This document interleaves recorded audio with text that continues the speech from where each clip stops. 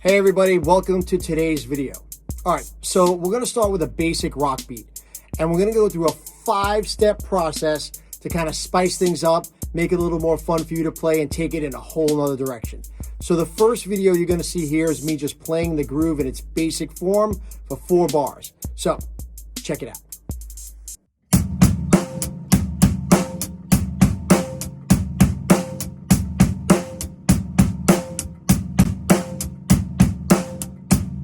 All right, so there you go. That was our 4 bars of our original basic groove.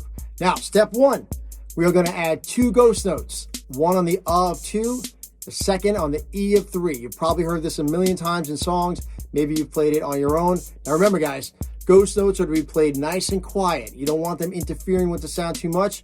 You want to feel them more than hear it so much. So the backbeat accents on 2 and 4, nice and loud. Ghost note snare drums are nice and low. So check out this next video.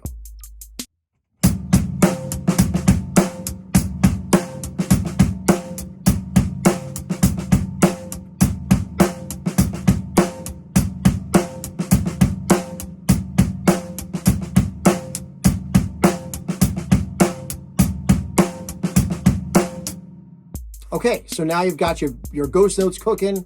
You got 2 of them in there. They're sounding great, but we're going to mess around with them a little bit. The first ghost note, the one that was on the of 2, we're going to do this backstroke kind of flip thing to the hi-hat. So instead of hitting the snare on that note, we're going to hit the hi-hat cymbal. So your 2 ghost notes are actually going to be 1 hi-hat note and 1 snare note. Take a look at this next video where I demonstrate this.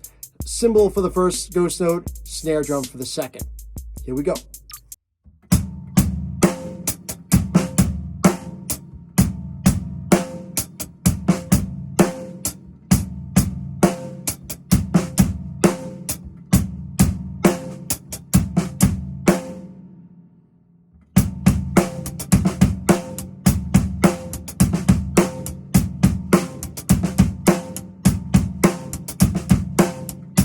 All right, we're working our way there.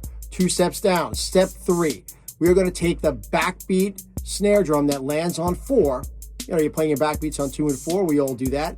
We're going to move it 1/8 note later to the and of 4. So we're displacing it to the and of 4. You still have your ghost notes in there with the hi-hat backflip thing we just talked about. Now we're going to move the second snare drum backbeat to the and of 4.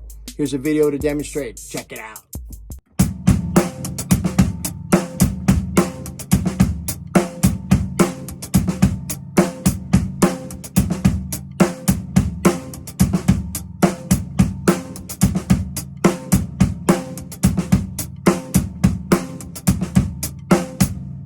All right, guys, so look, things are starting to pile up now.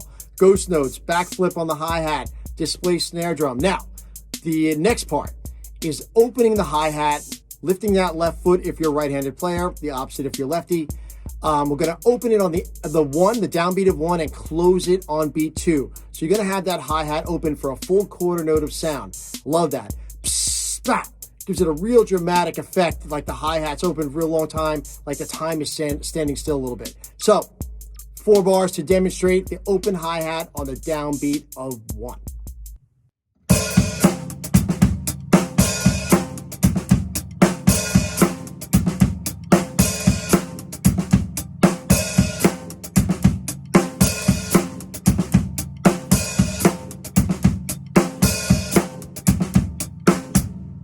All right, guys, thanks for hanging in there this whole way. We just finished 4 steps. And listen, at any point along the way, if you're having trouble with some of this, stop the video, bail out. Just practice that 1 step until you're comfortable with it. The drum set police are not coming to arrest you if you don't get it right away. Take your time with this. It's all fun, no pressure. All right, so now look, once you're done with those first 4 steps, the 5th step's pretty interesting because we're going to take our finished beat. We already finished it. Open hi-hat, ghost notes, backflip, display snare drum, the whole thing. But now what I like to do is I like to alternate that measure that we just created with a measure that's very similar, but where we put the displaced snare drum back on beat 4. So it's really 2 measures going back and forth. The only difference between the 2 is that second backbeat snare.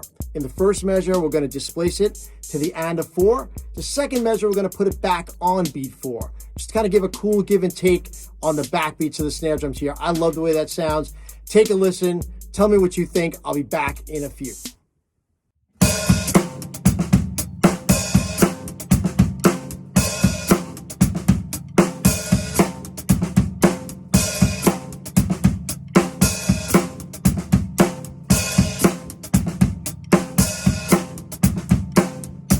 All right, guys, I can't believe it. We made it.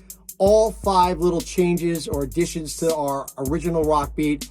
Again, you have any problems with any of them, just stop the video and work on that part. Have fun with it. We don't want anybody to get frustrated with this. Just chill and relax and take it at your own pace. So there we went from taking a basic rock beat that we pretty much all know, kind of spicing it up with a few different ideas. There's millions of things you can do with these beats. This is just 5. One of the things I was working on this week with one of my students. So please, hope you had fun. Enjoy the process of learning this stuff. I'll see you guys in the next video.